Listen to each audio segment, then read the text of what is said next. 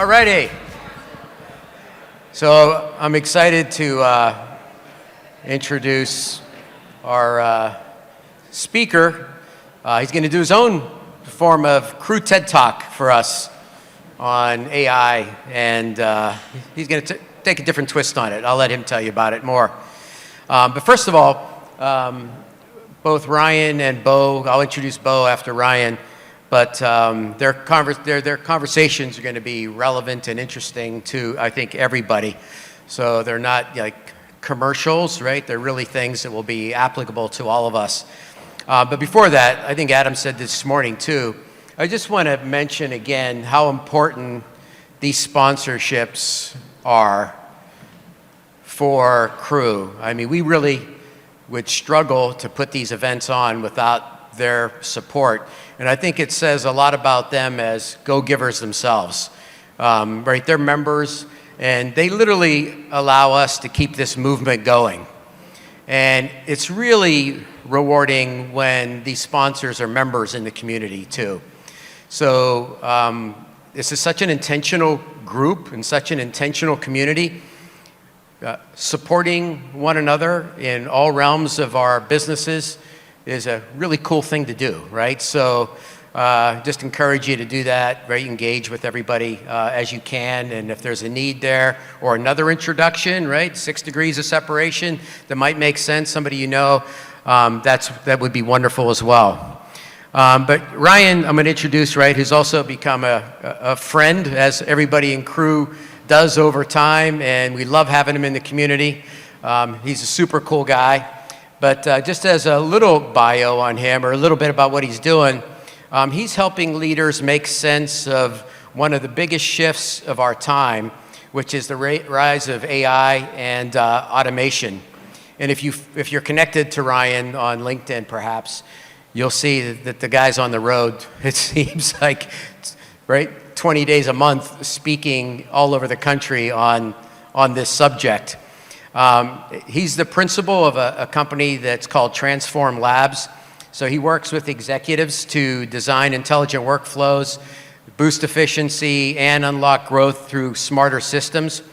He's, as I mentioned, he's a sought-after speaker, advisor, and he brings a rare blend of strategic vision and real practical experience to every stage that he steps on as well. So, Ryan, stage is yours, my man.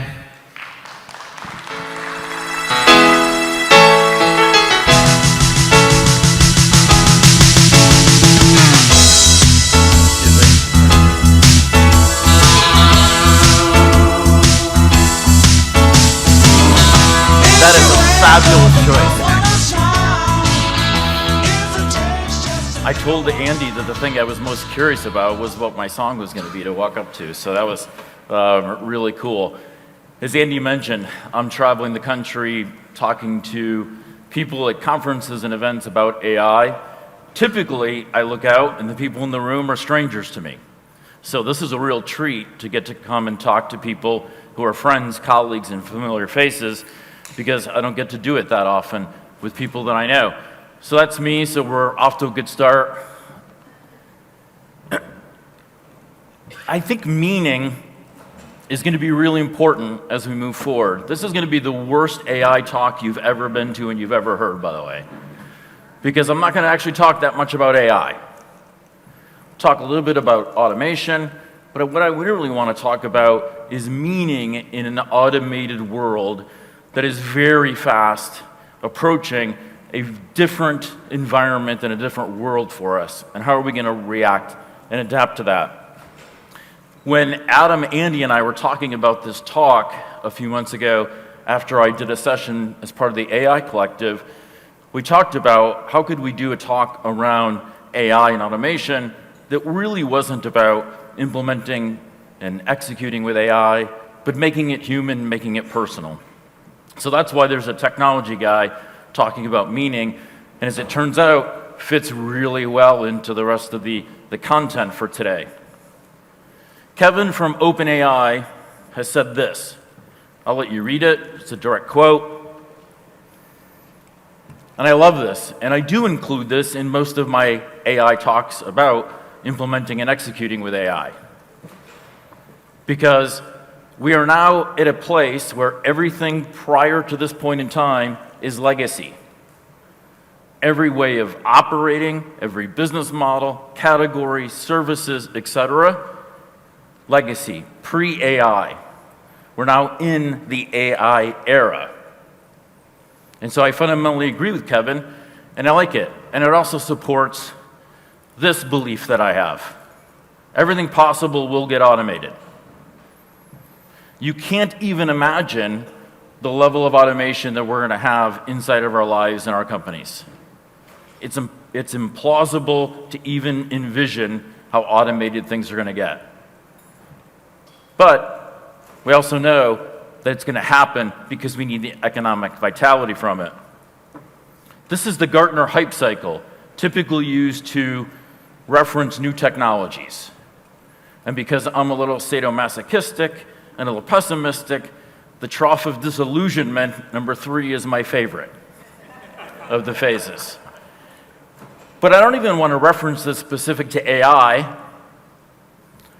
I want to use this to show the gap between the fact that we're now realizing this automated world is going to exist for us, and then understanding we have a transformation to make and a transition to go through to get to living in it and existing in this automated world.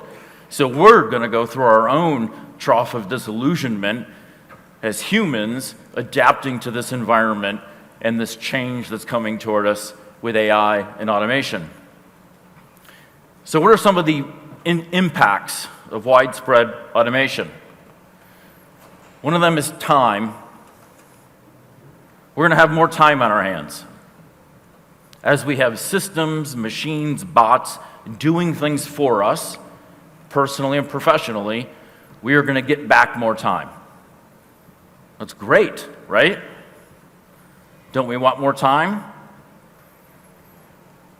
Generally, yes, because that's the one thing that we can't ever replace. That's the one thing that is precious to us. But inside of this challenge is, do we always use time adequately, appropriately, to its fullest potential?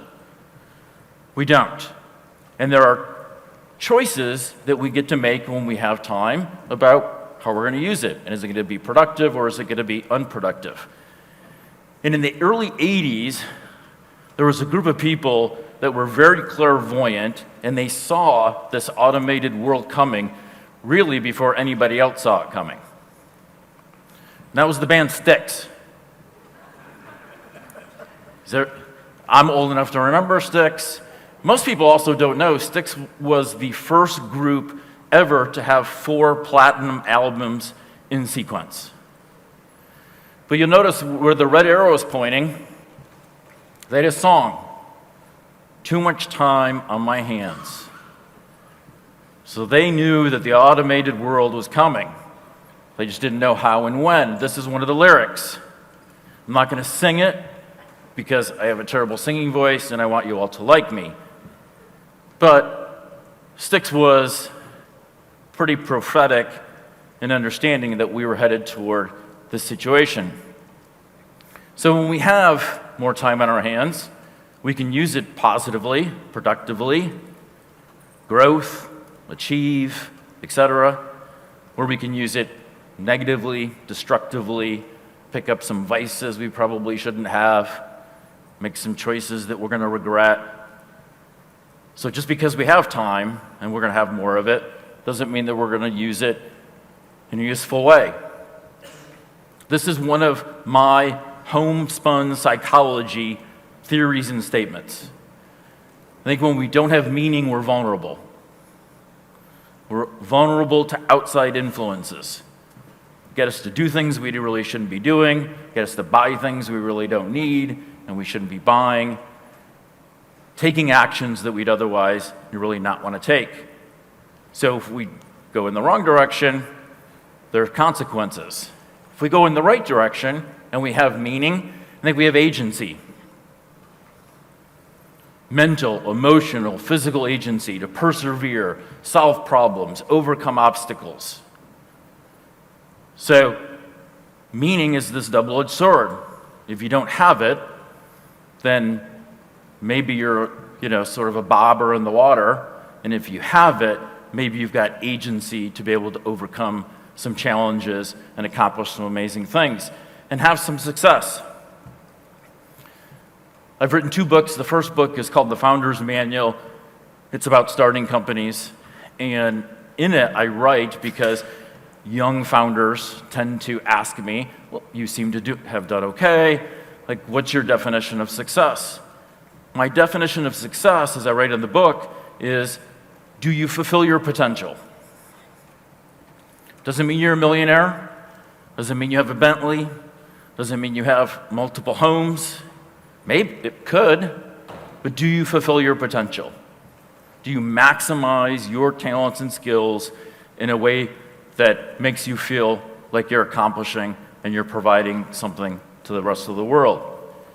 And I don't want to get overly political, but Ozan spoke about this at both previous events that Ozan has spoken at.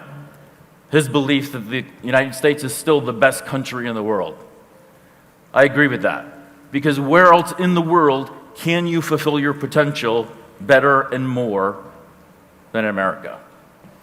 That's why everybody still wants to come here, because this is a place that you can fulfill your potential.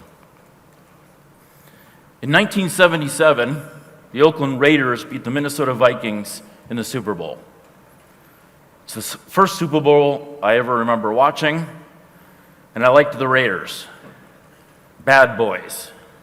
I liked the brand, I liked the colors, I liked the players. They happened to be good, even though they had this mystique. The logo is even kind of cool, right? So this weird pirate dude with one eye patch. It sort of, represents being a Raider, I guess. And this is the owner, Al Davis. And Al had lots of sayings, but he had this one, and I liked it, because as a teenager at that time, I was sort of looking at the world going, yeah, I want to win. I want to succeed. I want to achieve. So I like the fact that he put it very simply, just win. And then there's a baby in there, which kind of makes it even cooler, right? Just win, baby. Great saying, right? And then there's people like Scottie Scheffler. Best golfer in the world, #1 golfer. He has openly admitted golf does not fulfill him. He doesn't get meaning and purpose from playing golf and winning at golf. At our table earlier, we've been talking about some golf and how hard it is. And I enjoy it when I'm playing well, and I hate it when I'm playing poorly. And so if I was the #1 golfer in the world, maybe I would find meaning and purpose inside of being the #1 golfer in the world. But Scotty has admitted that it turns out winning isn't everything. And we all know that, right? We all want to succeed, we all want to achieve, and then when we do it, then we're looking for the next hit, right? The next thing, the next mountain to climb, the next victory. So if Scotty can't find meaning in being the #1 golfer in the world, our wins maybe could be hollow and shallow too. This is a sports talking head. His name's Colin Cowherd. In 2015, I heard him say this. And he was talking about a free agent who was leaving one team and was trying to go to other teams, and we see this all the time in sports, right? It's a business, ultimately. And he said, if I was advising the guy, I would say, you got a good thing, dude. Don't try to be happier than happy. And I always remembered that. When people come to me and they ask me for advice, should I take this job? Should I do this thing? I'm like, are you trying to be happier than happy? And I go back to this Colin Cowherd reference, because I think it's pretty good. And the other thing I ask people is, are you running to something or are you running away from something?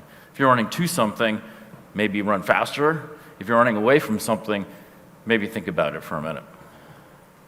Meaning is going to matter more in this autonomous future. As we have all these systems automating processes, workflows, etc., meaning is going to be more important because we're going to be doing less, and to some degree, we're going to have less control over some of this stuff. because it's just going to be happening around us, hopefully to serve us. We're going to seek meaning through human connection experiences in unprecedented ways and volumes. Anybody watch this show? Or at least familiar with the premise? Drop-off survivalists, camera equipment, record themselves. Person that stays the longest wins the money. They all can survive out there. They all have the skills or they wouldn't be on the show because they're not really in the business of running a show where people go on TV and die. So people could do the work, right, to stay alive. Why did they leave? They miss humans. They miss interaction, socialization. They miss their families, their friends, their coworkers, etc. People don't quit this show because they can't do the survival part. They quit the show because they miss their people. Turns out we're kind of social creatures and pack animals at the end of the day. Everybody could be doing something and doing it somewhere else. Yet we chose to be here. Is crew going to keep growing? Especially as more automation happens? Absolutely, because there's going to be more of us that want to be in rooms like this moving forward. We're going to volunteer more. This could be really good. We're going to support nonprofits, charitable organizations, our communities, our neighborhoods. We're going to volunteer in big numbers moving forward. Because with that extra time on our hands, we're going to want to put it to good use and probably do stuff that actually is bigger than ourselves and be involved in those things. We're going to get more involved in politics. This also could be good. And this is not a red or a blue statement.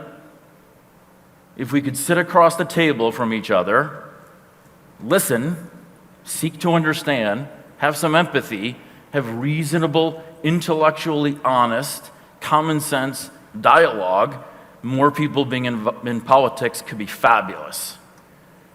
If we don't, and it's just more people on each side screaming at each other, then it's probably not the outcome that we want. But I do think more people are going to get involved in politics because people are going to care about how the societal changes are happening based upon automation and AI. The experience economy is going to expand tremendously. Probably the second fastest growing after AI and automation. We are going to want to be together, partaking in human experience and services.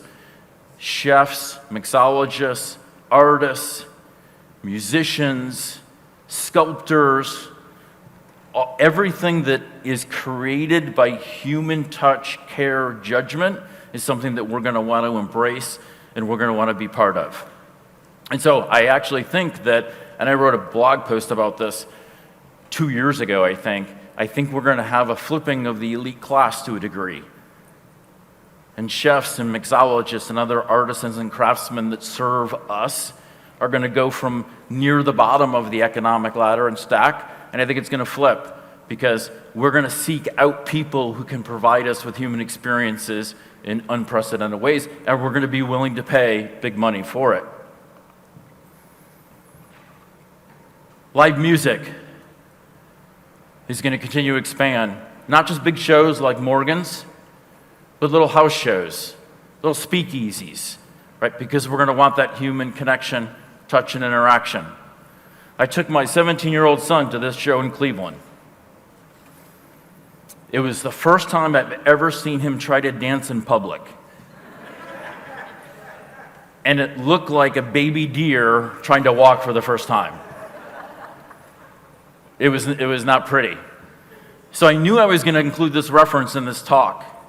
So he took most of the pictures at the Morgan Wallen show. And I said, send me some of the pictures that you took. So in typical 17-year-old fashion, he probably took 500 pictures and he sent me 4. And this was one of them. So he's clearly not going to be a professional dancer or a professional photographer because you would have opted for I don't even know what was going on in this one. I also think we're going to get back to nature in big numbers and in big ways. Because when we have ubiquitous automation, we're going to want to be around people or we're going to want to be in woods, by water, feet in sand, suntan lotion, like, caked all around us. And many of you will probably buy or have and experience your first outdoor thing maybe ever in your life. And maybe you will have a camper van with a bunch of stickers on it like this, representing your experiences and where you've been. But I think we're going to get back to nature in big ways. So what do we do about this? Like our friend here, we have to look in the mirror. And we have to be intellectually honest with ourselves about what do we really care about. What is really meaningful to us? It may be different than we think if we're honest about it. It probably will be, and it probably should be for many of us. And then we have to live congruently with what we say our meaning and purpose is. I get to mentor a lot of startup founders through Techstars and Founders Institute and some other accelerators. And the thing that I see most consistently from the ones that struggle is that they say one thing and then they do another thing. They don't operate in congruence with what they say is meaningful to them and what they're about, or for their companies. You cannot build a company, I would also correlate to life, I don't think you can build a quality life if you operate incongruently between your actions and what you say your meaning and purpose is. So those two things have to be in alignment for it to work. You've also got to think differently, because meaning and purpose ebbs and flows. What is meaningful to you right now might not be meaningful to you in 2 years, and that's okay. Meaning and purpose is not a forever thing, but you have to know what it is right now, and you might have to think about your life differently. You might have to think about yourself differently and those around you differently. You have to share, and Bridget talked about this, about the accountability piece. You've got to share your meaning with your tribe. Family, friends, coworkers, whoever you feel comfortable, because they can hold you accountable, they can support you, they also can call you on your bullshit when you're not acting in alignment with what you say your meaning and purpose is, and your actions belie those things. So share that meaning and purpose. I think you also have to respect other people's meaning and purpose. Doesn't mean you have to understand it. You have to respect it because you'd want people to respect your meaning and purpose. So I think you have to respect other people's. So we have an opportunity in this autonomous world that we're about to enter. Right? We either use the time meaningfully, purposefully, positively, or we don't. And that's what free will is about, right? And that's part of what being in America is about. I'm going to leave you with this last thought. Whenever I, and maybe this is true for some of you, don't operate in alignment between my meaning and purpose and my actions, it's almost always ego.